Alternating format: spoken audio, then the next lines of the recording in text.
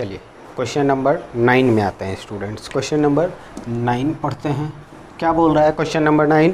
Prove that ratio of perimeters of two similar triangle, मतलब दो similar triangle का perimeter का रेशियो। तो पहले जल्दी से हम दो ट्राइंगल यहाँ बना लेते हैं, एक ट्राइंगल ये और एक ट्राइंगल ये, ठीक है। और ये दोनों ट्राइंगल आपस में क्या है, सिमिलर है। अब आगे क्या बोल रहा है?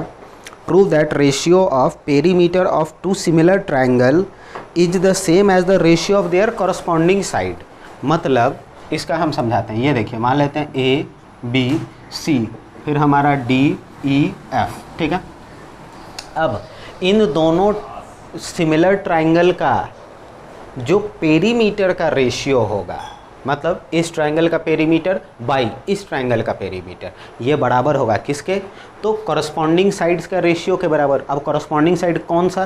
तो A B by D E बोलिए, या B C by E F बोलिए, या A C by D F बोलिए। समझ में आई बात? तो चलिए आगे बढ़ते हैं। देखिए यहाँ पे क्या हो जाएगा, पेरीमीटर। एक चीज़ समझिए, इसके सामने वाला को स्मॉल ए मान लेते हैं, इसके सामने वाले को स्मॉल बी और इसके सामने वाले को स्मॉल सी, ठीक है। अब ज़रा देखिए, इसके सामने वाले को स्मॉल डी, इसके सामने वाले को स्मॉल ई, इसके सामने वाले को स्मॉल एफ, ठीक है। अब ज़रा देखिए, तो सबसे पहले हमको क्या बोला कि दोनों ट्राइंगल क्या है, दोनों ट्राइंगल क्या है, सिमिलर है, ठीक है। तो इसको और इसको हम क्या करते हैं, पहले पेरीमीटर निकाल लेते हैं, ठीक है।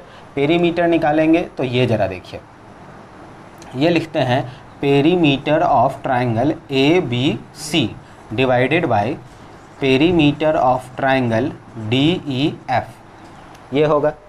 अब ज़रा एक चीज़, ठीक है। अच्छा, इससे भी पहले आपको एक चीज़ बता देते हैं कि दोनों ट्राइंगल हमारा क्या बोला था, सिमिलर बोला था ना। सिमिलर बोला है तो हम एक काम करते हैं, क्या करते हैं, A B by D E ऐसे लिखते हैं, A B by D E is equal to B C by E F is equal to A C by D F, ठीक है ना। अब देखिए इसका क्या बोल रहा है, ए बी का लेंथ हमारा क्या है, सी, तो small c by small f is equal to क्या हो जाएगा, बी सी, यानी small a by small d, और इधर क्या हो जाएगा, small b by small e, ठीक है। इसको आपको कोई एक कांस्टेंट मानना होगा, क्योंकि तीन रेशियो आपस में बराबर है ना, तो तीनों को एक कोई कांस्टेंट ऐसे के मान लीजिए, एक्स मान लीजिए, जो मर्जी है मान लीजिए।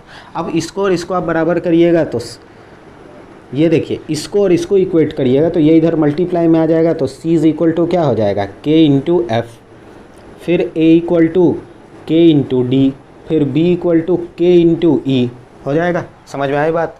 अब ज़रा देखिए क्या होगा, आप इसके बाद क्या निकालिएगा, पेरीमीटर निकालिएगा।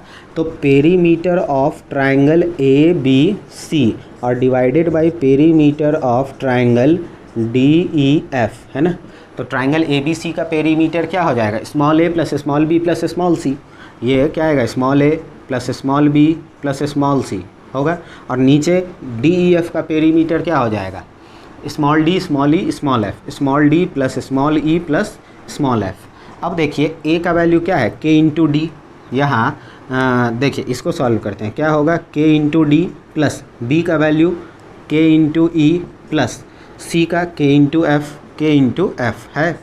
यहाँ क्या आ जाएगा, D plus E plus F. अब इसमें हम क्या करेंगे, के कॉमन ले लेंगे तो D plus E plus F, और नीचे भी क्या हो जाएगा, ये D plus E plus F, तो है ना। ये देखिए ये और ये क्या हो जाएगा, कैंसिल, क्या आया वैल्यू, के। अब एक चीज़ गौर करिए, हम इसको क्या माने थे, के, तो ये भी तो हमारा क्या हुआ, के कांस्टेंट ही रहेगा ना।